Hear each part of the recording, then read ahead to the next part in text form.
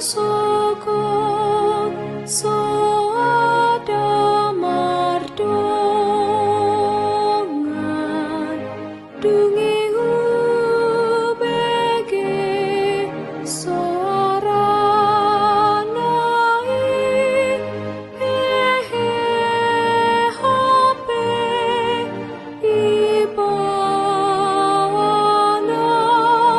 rap mardalana dohatu haki dakapalang lasnira haki ai didong ibana napuna rap Jesus partua doa.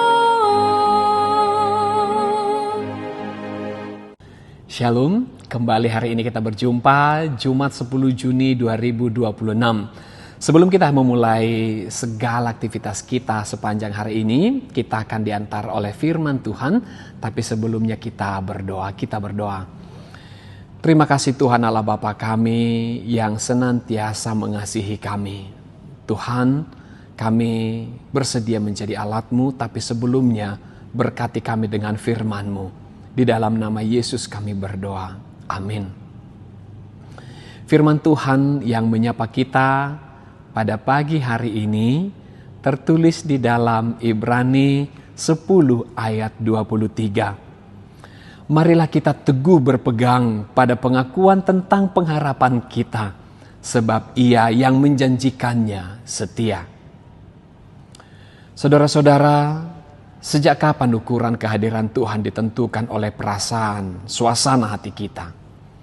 Sekarang ini kebanyakan hal diukur berdasarkan emosi, perasaan.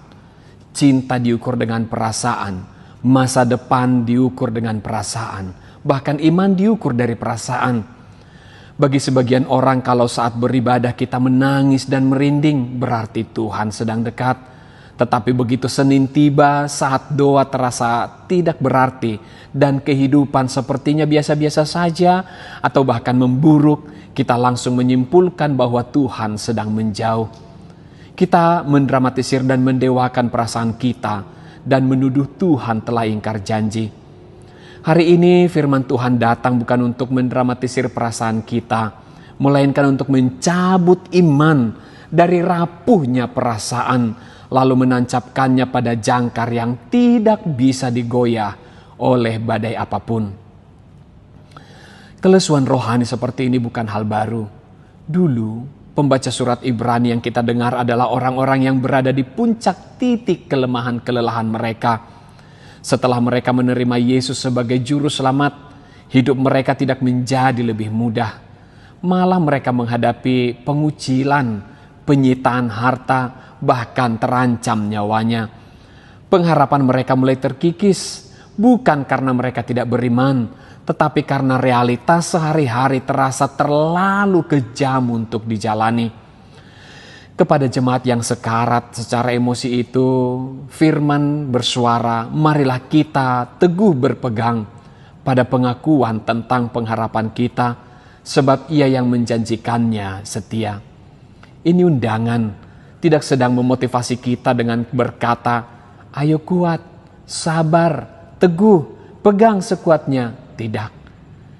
Firman ini tahu bahwa tangan kita terlalu lemah untuk memegang Tuhan. Penghasut terbesar dalam hidup kita adalah perasaan kita sendiri. Itulah sebabnya penulis Ibrani mengalihkan pandangan kita dari perasaan kita yang sering menipu kepada kepastian janji Allah. Kepastian keselamatan sama sekali tidak bertumbuh pada hebatnya iman kita, melainkan pada karakter, pada kedaulatan dan kesetiaan Allah yang mengikatkan diri kepada kita. Mungkin kita bertanya, bagaimana kita bisa tahu Dia setia ketika seluruh keadaan di sekitar kita mengatakan sebaliknya? Kita tahu Dia setia bukan melihat situasi hidup kita, melainkan hanya dengan terus memandang kepada salib. Coba bawa dirimu kepada hari penyaliban Yesus. Secara penglihatan manusia, dan emosi para murid saat itu, semuanya itu kegagalan. Jika para murid mengikuti suasana hatinya, mereka akan pulang dan berkata, semua sudah selesai, kita telah ditipu, kita gagal. Tetapi justru di tempat yang paling tidak meyakinkan, di tengah penghinaan dan kematian, Allah melakukan pembebasan dosa dan jaminan keselamatan kekal. Salib itu janji mutlak bahwa perasaan kita bisa salah total membaca keadaan. Tetapi Allah tidak pernah salah dan tidak akan pernah terlambat menepati janjinya. Sebab itu, mari melihat realitas kehidupan. Pergumulan kita masih tetap di sana, kemungkinannya. Dan ketika berlutut berdoa di tempat yang sunyi, mungkin juga kita tidak merasakan sesuatu getaran emosi atau apapun yang membuat kita merinding. Tidak apa-apa. Lihatlah, iman kekristenan tidak pernah dibangun di atas apa yang dirasakan, melainkan di atas apa yang Kristus sudah lakukan. Pengharapan itu bukan optimisme palsu bahwa besok semua masalah akan selesai. Pengharapan kita adalah kepastian iman. Dosa kita telah ditebus, maut telah dikalahkan, dan jiwa kita aman di dalam Kristus Yesus, Sang Imam Besar yang hari ini tetap bersyafaat bagi kita. Keselamatan kita tidak bergantung kepada emosi perasaan kita, tetapi pada darah yang tercurah sekali untuk selamanya. Jangan pernah menunggu hati kita untuk menjadi kuat baru mau percaya. Mari datang kepadanya dengan hati yang sedang remuk dan lelah ini. Sebab pada akhirnya bukan perasaan yang menopang kehidupan, melainkan Kristuslah yang selalu ada. Kita masih bisa berharap hari ini bukan karena iman kita yang sudah terlalu kuat, tetapi karena tangan yang berlubang paku sedang menggenggam tangan kita dengan erat, dan Dia tidak akan pernah melepaskan kita. Saudara, mari berdiri tegak di dalam Kristus yang setia.